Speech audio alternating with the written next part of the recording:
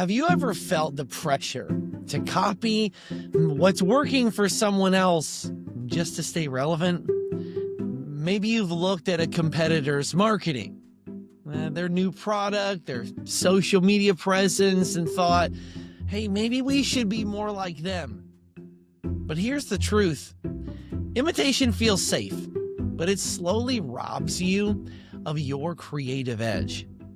The most impactful leaders and brands, they don't copy, they clarify.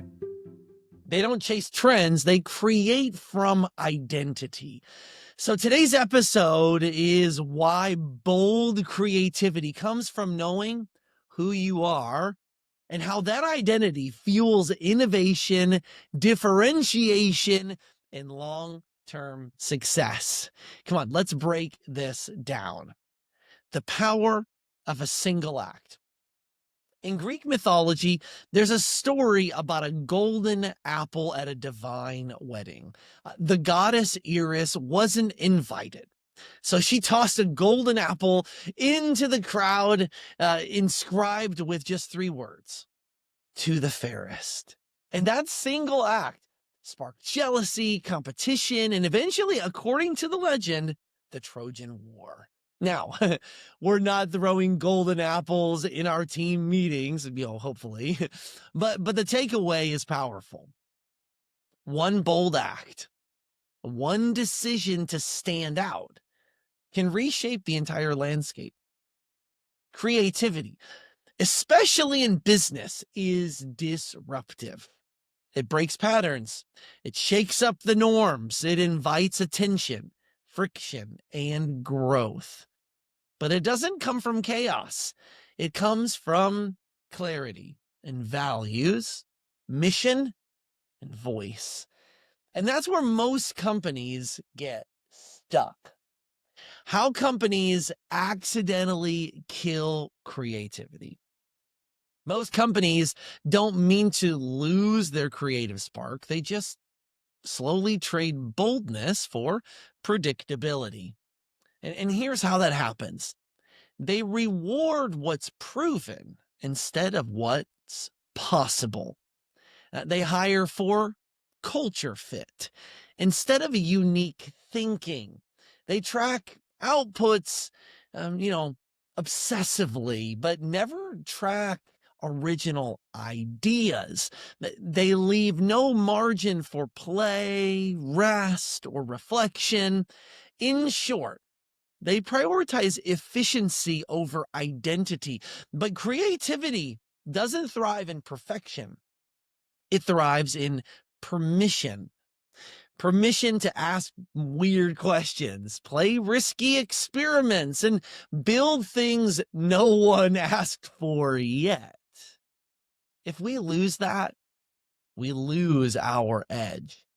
Let's look at the data that proves it. This isn't just philosophy. It's backed by research.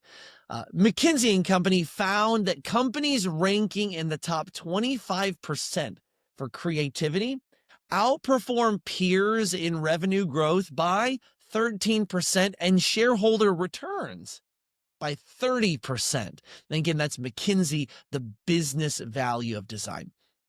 Forrester reports that innovator companies, quote unquote, the ones consistently testing ideas, are 3.5 times more likely to grow revenue at 10% annually or more, year over year. And that's from Forrester's Creativity's Role in Business Success. So if you want growth, you need creativity. And if you want creativity, you need clarity of identity. Identity unlocks innovation. Let's talk about identity. Not in a branding sense, but in the deep organizational sense. Who are you? What do you believe? What are you willing to fight for or walk away from? Companies that answer those questions become dangerous in the best way. Because once you know what matters most, you stop chasing what doesn't. You stop trying to be professional, like that enterprise brand. And you stop mimicking the tone of VC funded SaaS companies. You stop designing like Apple if your customers really want Harley Davidson. The identity isn't just branding, it's the soil where every great idea is grown. The real killers of creativity. So, what actually shuts down creativity inside of a company? Here's a few of the biggest culprits. That's not how we do things here. This is the phrase that 90% of great ideas hear before they're even voiced. Overscheduled calendars. Innovation requires margin. You can't be creative if every hour is booked. Siloed teams. Creativity is cross-functional. If marketing and product never talk, ideas die. Metric obsession. Not everything worth testing has a 3-week ROI. Magic takes time.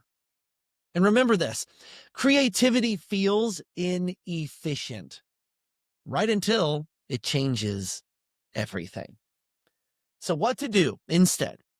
Here are 5 practical ways to build a culture of boldness. Number 1, rediscover your identity. Ask, what are we actually trying to change? What belief do we hold? Our competitors don't. And what would we never do, even if it worked for others? Number 2, create permission to explore. Block time every week for quote unquote white space. No meetings, no deliverables, just thinking. Celebrate curiosity. Reward test pilots. Make it okay to try things that don't work.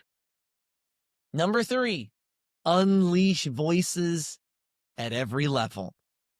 Host quarterly creative labs. Let people pitch experiments, no matter their title. Some of your best ideas might come from your newest hires. Number 4, kill the copy culture. Stop benchmarking everything. Instead of asking, how can we be more like them? Ask, what would no one expect from us, but would be unforgettable if we pull it off? And number 5, add boundaries to unlock boldness. Creativity needs constraints. Without them, it's just chaos. Give your team a box to innovate inside. For example, how would you solve this with $500 in 3 days?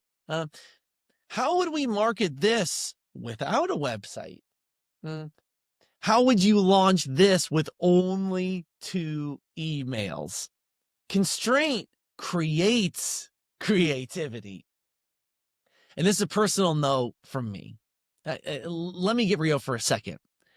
Every bold thing we've ever done, every new playbook, podcast, data model, coaching method has come from one place: clarity of who we're here to serve and what we believe about growth. We've had to resist the temptation to copy. And we've had to say no to things that were working for others. And we've had to make peace with not pleasing everyone. And the results? We've helped more people more deeply than we ever could have, imagined, just mimicking what was popular. And so wherever you're leading, be distinct, be rooted, and be bold. So here's some final takeaways. Creativity is a decision, not a personality trait. Innovation comes from clarity, not chaos. Copying may feel safer, but it won't make you unforgettable. And if you want to stand out, start by standing firm in your identity. And ask yourself this: what part of your business is the most unmistakably you? And what part is just mimicry? Hey, download our Growth Starter Kit. 5 steps to stop guessing and to start growing. You can go to dataliction.com, like, share, subscribe, and share this with a bold builder who's ready to create instead of copy. Let's keep turning our data into action and our action into growth.